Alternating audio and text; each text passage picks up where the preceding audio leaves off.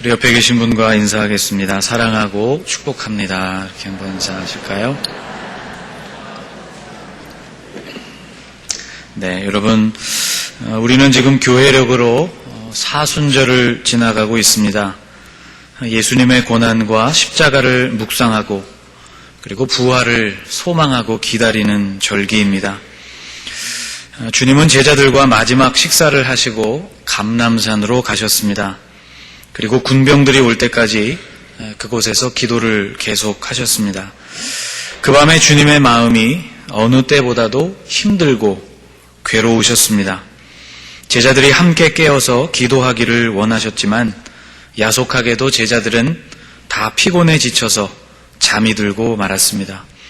오늘 우리는 겟세마네에 계셨던 주님의 마음을 함께 묵상하면서 사순절 또 한 주간을 어떻게 지내면 좋겠는가를 생각해 보려고 합니다. 오늘 본문에는 그 밤 겟세마네에서 주님의 마음이 어떠한 상태였는지를 나타내는 그런 표현들이 아주 많이 등장하고 있습니다. 우선 주님이 심히 놀라셨다, 그렇게 기록되어 있는 부분이 있죠. 이 자막이 좀 원래 자리를 찾아주시면 좋겠네요. 여러분 33절 말씀을 한번 같이 읽겠습니다. 베드로와 야고보와 요한을 데리고 가실새 심히 놀라시며 슬퍼하사. 33절 말씀을 보면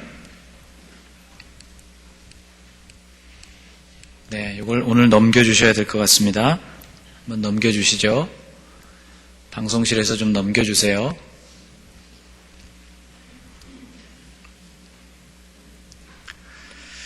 33절 말씀, 야고보와 베드로와 요한을 데리고 가실새 심히 놀라시며, 그렇게 기록되어 있죠.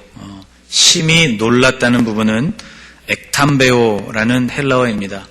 이 자막이 아니고요, 일부 예배 때 사용했던 제가 만든 자막이 있습니다. 그걸 좀 띄워주시면 좋겠습니다. 신약 성경에서 엑탐베오라는 단어는 딱 4번만 사용된 단어입니다. 이런 경우에 사용되었습니다. 주님이 변화산 위에 계실 때 산 아래에서는 아주 큰 소동이 있었죠. 귀신 들린 아이 하나를 제자들이 다 둘러싸고는 그를 치유해 보려고 했지만 어찌할지 몰라서 어려워했던 상황이 산 밑의 상황이었습니다. 주님이 산 위에서 기도를 마치시고 그때도 역시 베드로와 요한, 야고보 3명의 제자를 데리시고 산 위로 올라가셨는데 그들을 데리고 산 밑으로 내려오셨을 때 주님을 보고 무리가 놀랐다고 성경에 기록하고 있습니다. 마가복음 9장 15절 말씀을 보면 온 무리가 곧 예수를 보고 매우 놀라며, 그렇게 기록되어 있습니다. 그리고 달려와서 문안했다고 기록하고 있습니다. 여기서 놀랐다는 뜻은 갑자기 그들 앞에, 곤란하고 힘들어하던 그들 앞에 해결책이 나타난 것을 보고 주님이 그들의 눈에 띄어진 것을 보고 놀랍고 또 반가웠다는 뜻이죠. 또 주님의 무덤을 찾은 여인들이 천사를 보고 놀랐다는 그 성경 말씀 안에도 놀랐다는 표현 엑탐베오라는 말이 2번이나 사용되고 있습니다. 마가복음 16장 있는 말씀을 제가 한번 읽어보겠습니다. 무덤에 들어가서 흰옷을 입은 한 청년이 우편에 앉은 것을 보고 놀라매 청년이 이르되 놀라지 말라. 너희가 십자가에 못 박히신 나사렛 예수를 찾는구나. 그가 살아나셨고 여기 계시지 아니하시니라. 보라, 그를 두었던 곳이니라. 2번씩이나 놀랐다는 표현이 나오고 있죠. 여러분, 예수님의 무덤을 찾은 여인들이 무덤 안에 들어가 보니 무덤은 비었고 웬 흰옷을 입은 청년이 그들에게 그들 우편에 있는 것을 보게 되었을 때 여러분 얼마나 이들이 놀랬겠습니까? 무덤에서 흰옷을 입은 사람을 만났다 하는 것이죠. 그들이 놀란 것이 2번씩이나 사용됩니다. 그리고는 오늘 본문 33절에 심히 놀라셨다 하는 부분이 기록되어 있습니다. 그러므로 여기서 사용되어진 심히 놀라셨다는 말의 의미는 주님이 십자가를 지실 때가 이른 줄을 아시고 느끼셨던 주님의 두려움을 뜻하는 것입니다. 여러분, 주님이 두려우셨습니다. 주님의 마음을 나타내는 2번째 말씀은 33절 끝부분에 나오는 슬퍼하사라는 부분입니다. 베드로와 야고보와 요한을 데리고 가실새 심히 놀라셨을 뿐만 아니라 슬퍼하셨다고 기록하고 있습니다. 슬퍼하셨다는 말, 헬라어로 아데모네오라는 말입니다. 이 말의 뜻은 곤란해하다, 고통스러워하다, 낙심하다, 우울해하다, 그런 뜻을 가지고 있는 단어입니다. 신약 성경에 딱 3번 등장하는 단어인데 2번은 똑같은 상황에서 사용됐습니다. 오늘 본문 마가복음 14장과 같은 이야기를 하고 있는 마태복음 26장에서 2번 사용됩니다. 베드로와 세베대의 2 아들을 데리고 가실새 고민하고 슬퍼하사. 그리고 또 한 번은 특이하게도 바울의 서신에 사용되고 있습니다. 빌립보서 2장에 보면 이렇게 기록되어 있어요. 그가 너희 무리를 간절히 사모하고 자기가 병든 것을 너희가 들은 줄을 알고 심히 근심한지라. 여기서 말하는 그는 에바브로디도를 말합니다. 에바브로디도가 병에 들었는데 빌립보에 있는 교회에 에바브로디도가 병에 걸렸다는 소식이 전해지게 되고 그들이 그 소식을 듣게 되었다는 것을 에바브로디도도 알게 되면서 그의 마음에 큰 근심이 찾아옵니다. 여러분, 주보 뒷면에 중보기도를 부탁드리면서 건강 회복을 위해서 기도를 매주 부탁드리고 있죠. 그런데 편찮으신 분들 주보에 싣고 함께 기도하기를 원하는데 어떠십니까? 그렇게 물어보면 내 이름은 싣지 말아달라고 그렇게 얘기하시는 분들이 많습니다. 왜냐하면 많은 분들에게 이것이 알려지게 되면 도리어 그분들의 마음에 걱정을 끼칠까봐 그것을 원치 않아서 올리지 않았으면 좋겠다, 그렇게 말씀하시는 분들이 많은 것이죠. 에바브로디도의 마음이 그와 같았습니다. 빌립보 교회가 자기가 병에 들었다는 소식을 다 알게 된 것이 그들의 마음에 걱정을 끼친 것 같아서 매우 큰 근심, 그래서 성경에 보면 심히 근심했다고 기록하고 있습니다. 에바브로디도는 회복되었고 나중에 빌립보서를 쓰면서 내가 회복된 에바브로디도를 너희가 더 이상 근심하지 않도록 너희에게 보내기를 원한다, 그렇게 기록을 하고 있습니다. 그러므로 주님이 아데모네오, 슬퍼하셨다는 것은 단순히 감정적으로 일어나는 그런 슬픔이 아니라 주님의 마음에 매우 고통스러움과 근심이 주님의 마음을 휩쌌다는 것을 뜻하는 것이죠.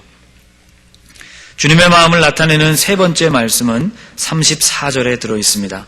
34절에 보면 이렇게 되어 있죠. 말씀하시되 내 마음이 심히 고민하여. 심히 고민했다. 고민했다는 말은 헬라어로 페리루포스라는 말입니다. 문자적으로는 극도의 슬픔을 느꼈다는 뜻인데 신약에서는 5번 정도 사용된 단어입니다. 헤롯 왕이 생일이 되어서 잔치를 크게 엽니다. 그리고 사람들을 초청했죠. 그때 그 잔치 자리에 나와서 춤을 추면서 헤롯의 마음을 기쁘게 했던 한 소녀가 있었습니다.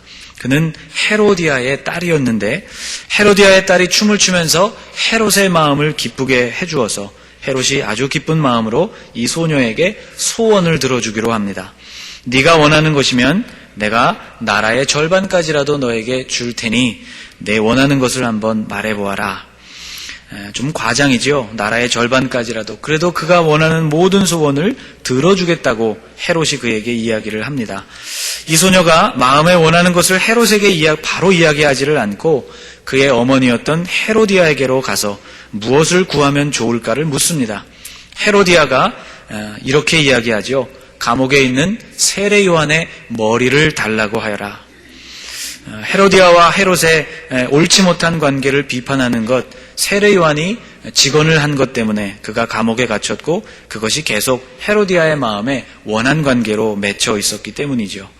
그래서 이 소녀가 어머니의 이야기를 듣고는 헤롯 앞에 가서 이렇게 이야기합니다. 내게 세례 요한의 머리를 쟁반에 담아서 주십시오. 참 깜짝 놀랄 만한 소원이었죠. 그래서 마가복음 6장 26절 말씀에 보면 헤롯 왕이 마음에 심히 근심했다고 기록하고 있습니다. 딜레마에 빠진 것이죠. 말 그대로 세례 요한의 머리를 베자니 요한은 선지자이고 그를 존경하는 마음이 헤롯의 마음에 있었는데 그렇게 하려고 하니 걱정이 되었고 또 그렇게 하지 않자니 자기가 한 말이 있어서 그 말에 책임을 지지 못하는 것 같고 이러지도 저러지도 못하는 큰 근심과 고민에 빠진 상태를 일컬을 때 페리루포스, 근심했다는 말을 사용하고 있습니다. 한 관리가 예수님께 영생을 얻는 법을 물었습니다. 예수님이 그에게 율법, 하나님을 사랑하고 이웃을 사랑하는 그 모든 계명들을 지킬 것을 말씀하시죠. 내가 그 일은 어려서부터 다 지켰습니다. 주님이 그 사람을 보시고 두 번째로 이렇게 말씀하십니다. 소유를 다 팔아서 가난한 사람들에게 나누어 주고 그리고 나서 나를 따르라. 누가복음 18장에 보면 이 사람이 고민하고 있는 모습을 이렇게 표현하고 있습니다. 그 사람이 큰 부자이므로 이 말씀을 듣고 심히 근심하더라.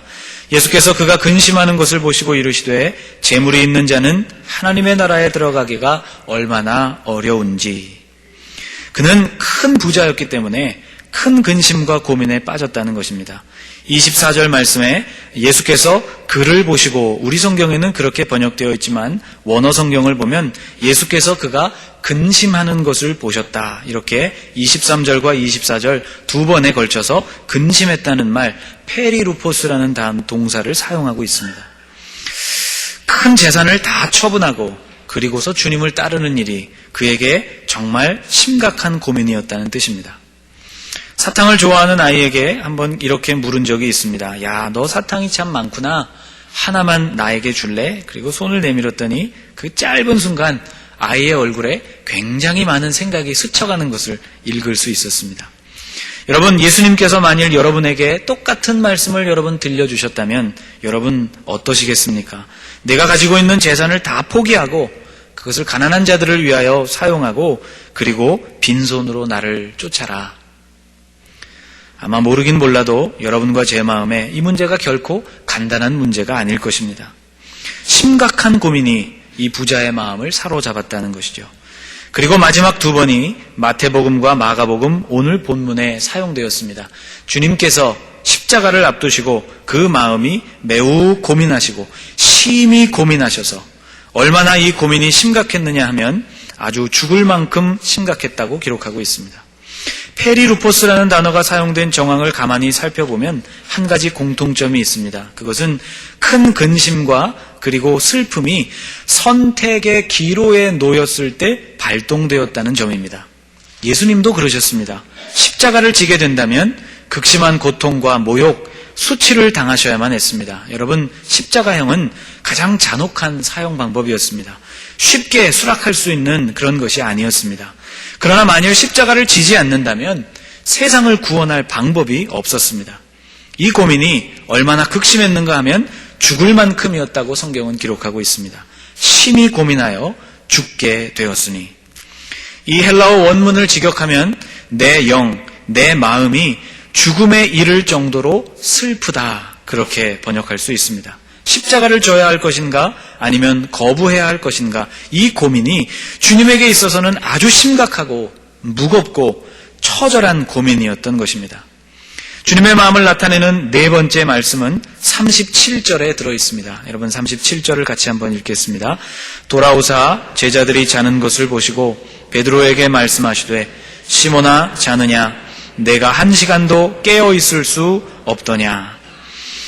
제자들이 자신의 괴로움, 주님이 지금 이런 심각한 마음을 가지시고 죽음에 이를 정도로 심각하게 고민스러운 마음을 가지고 기도하셨음에도 불구하고 자신의 그러한 괴로움은 아랑곳 없이 잠에 빠져 있는 제자들을 보시면서, 여러분 이 30절을 읽으실 때 주님의 마음에 어떤 감정이 들었는지를 여러분 한번 잘 생각해 보시기를 바랍니다. 주님이 제자들의 모습을 보시면서 속이 상하셨던 것입니다. 말씀을 읽고 묵상하면 묵상할수록 들은 한 가지 생각이 있었습니다. 이런 생각이었습니다. 아니, 예수님은 하나님이 아니신가? 하나님의 본체가 아니신가? 하나님이신 그분이 무슨 당황스러움과 두려움에 휩싸이실 리가 있으며 고통스러움과 근심에 지배를 받으실 리가 있으며 두 가지 문제 사이에서 죽을 만큼 고민을 하시고 제자들이 잔다고 해서 그것 때문에 주님의 마음에 속상함이 찾아올 리가 있을까? 여러분, 예수님이 누구이십니까? 풍랑을 만나서 두려워하는 제자들을 책망하고 그들을 꾸짖으셨던 분이 주님이십니다. 누가복음 8장 25절 말씀을 보면 제자들에게 이렇게 말씀하셨죠. 너희 믿음이 어디에 있느냐? 도대체 너희 믿음이 어디로 사라져버린 것이냐? 제자들을 향해서 그렇게 호통을 날리셨던 분이 주님이십니다. 나사로가 죽었음을 슬퍼하는 이들에게 주님이 이렇게 말씀을 해주셨죠. 나는 부활이요 생명이니 나를 믿는 자는 죽어도 살겠고 무릇 살아서 나를 믿는 자는 영원히 죽지 아니하리니 이것을 내가 믿느냐. 부활과 생명에 대해서 이처럼 확신 있게 선포를 하셨고 말뿐만이 아니라 죽은 나사로를 살려내셨던 분이 우리 예수님이십니다. 회당장의 딸이 죽었다는 소식을 들으시고 주님이 그 회당장에게 이렇게 말씀을 해주십니다. 예수께서 그 하는 말을 곁에서 들으시고 딸이 이미 죽었다는 말을 들으셨다는 뜻입니다. 회당장에게 이렇게 말씀하십니다. 두려워하지 말고 믿기만 하라. 그리고 그 집에 찾아가셔서 죽은 아이를 일으켜 살리셨던 분이 예수님이십니다. 도대체 어째서 예수님이 이 놀라운 죽음까지도 정복하시고 이 모든 상황을 통제하는 강한 분으로 보이셨던 그 예수님께서 이렇게 약한 모습을 보이시고 계신단 말입니까? 여러분, 사실은 주님이 약해지신 것이 아닙니다. 주님은 원래 약하셨습니다. 이사야 선지자는 메시아 예수님의 모습을 이렇게 예언해주고 있습니다. 그는 주 앞에서 자라나기를 연한 순 같고 마른 땅에서 나온 뿌리 같아서 고운 모양도 없고 풍채도 없은즉 우리가 보기에 흠모할 만한 아름다운 것이 없도다. 다만 주님이 그동안 주님조차도 믿음으로 살아오셨기 때문에 제자들이 보기에는 절대로 쓰러지지 않는 무적의 예수님으로 보였을 뿐이지요. 그러나 십자가 앞에서 주님의 믿음조차 이런 무자비한 시험대 위에 오르시게 되신 것입니다. 주님 역시 염려와 걱정, 두려움과 고민에 휩싸이셨던 것입니다. 마태와 마가 그리고 누가 복음서를 기록한 대부분의 기자들은 이 장면을 복음서 안에 포함시키고 있습니다. 도대체 왜 그랬을까? 예수님이 이렇게 약한 모습으로 그려지면 신적인 속성이 반감될 것을 분명히 잘 알았을 텐데도 불구하고 이런 위험 부담을 안고 왜 이 부분을 있는 그대로 기록한 것일까? 그런 궁금증이 생깁니다. 그러나 여러분, 우리의 우려와는 달리 실제로 이 기록은 오히려 우리에게 더 큰 은혜를 줍니다. 왜냐하면 이 기록은 주님께서 우리와 같은 육체의 한계를 가지신 분, 그것을 스스로 짊어지신 분, 성육신하셨다는 것의 증거가 되기 때문입니다. 또 십자가 구원의 사건이 그렇게 간단하고 손쉽게 이루어진 것이 아니라 창조주 하나님의 고뇌와 고통을 통해서 아주 어렵게 이루어진 과정임을 우리에게 보여주기 때문입니다. 여러분, 오늘 우리가 누리는 이 구원은 주님의 이런 희생, 엄청난 고뇌, 슬픔과 심각한 고민 속에서 만들어진 것입니다. 주님이 고스란히 느끼신 것, 그 고뇌와 슬픔과 아픔, 아담 해밀턴이라는 목사님은 이것을 성육신의 능력이라고까지 말했습니다. 제가 그 대목을 읽으면서 머릿속에 조금 의아한 생각이 들었습니다. 아니, 능력이라고 말한다면 고뇌, 슬픔 혹은 아픔 따위를 초월해야 그것이 능력이 아닌가, 그런 생각이 들었기 때문이죠. 그러나 이것을 가만히 생각해 보니까 이런 생각을 하게 되었습니다. 우리에게는 그것을 초월해내는 것이 능력이겠지만 이미 그것을 초월할 수 있는 능력을 가지신 예수님께는 그것을 고스란히 감당해내는 것이 오히려 능력이겠구나, 그런 생각을 하게 되었습니다. 여러분, 성육신의 신비는 우주보다 더 크신 하나님이 육신을 입으셨다는 것입니다. 만물을 창조한 능력을 가지신 분이 인간의 고통을 그대로 받으셨다는 것이죠.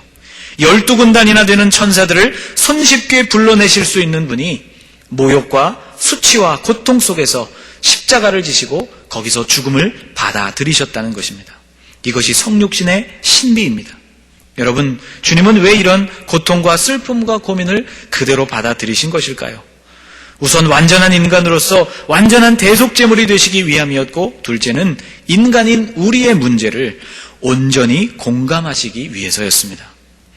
주님은 죽음에 이르는 모든 고통을 경험해 보신 분이시기 때문에 내가 어떤 형편에 있든지 나를 이해해 주시는 분이십니다. 나를 온전히 이해해 주는 사람이 있다는 것, 여러분, 이것이 우리에게 얼마나 큰 위로가 됩니까? 히브리서는 이렇게 증언해 주고 있습니다. 우리 15절과 16절 말씀을 같이 한번 읽어보겠습니다. 우리에게 있는 대제사장은 우리의 연약함을 동정하지 못하실 리가 아니요 모든 일에 우리와 똑같이 시험을 받으신 이로되 죄는 없으시니라. 그러므로 우리는 긍휼하심을 받고 때를 따라 돕는 은혜를 얻기 위하여 은혜의 보좌 앞에 담대히 나아갈 것이니라. 아멘. 여러분, 이런 뜻입니다. 예수님은 우리의 대제사장이 되셔서 우리의 죄를 해결해 주신 분이십니다. 그런데 주님은 우리의 연약함을 그대로 두시고 모른 채 하시는 분이 아니시라는 것이죠.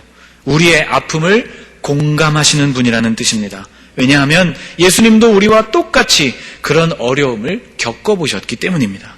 그러므로 우리가 온전한 위로를 받고 싶다면 예수께로 나가면 된다는 것이죠. 어려울 때마다 적절한 위안과 도움을 주시는 그분께 담대하게 나아가서 구하면 된다는 것입니다. 사랑하는 여러분, 예수님께서 여러분과 저를 구원하기 위해서 당황스러움과 두려움에 휩싸이셨습니다. 고통스러움과 심각한 근심에 사로잡히셨습니다. 두 문제 사이에서 죽을 정도로 고민을 하셨습니다. 안타까움과 속상함도 경험하셨습니다. 무엇 때문입니까? 우리를 공감하시고 우리의 고통을 해결하시고 주님 앞에 위로를 얻기 위하여 나오는 자들을 품어주시기 위해서 이것을 감당하신 것입니다. 그러므로 여러분, 은혜의 보좌 앞으로 담대히 나아가실 수 있기를 축복합니다.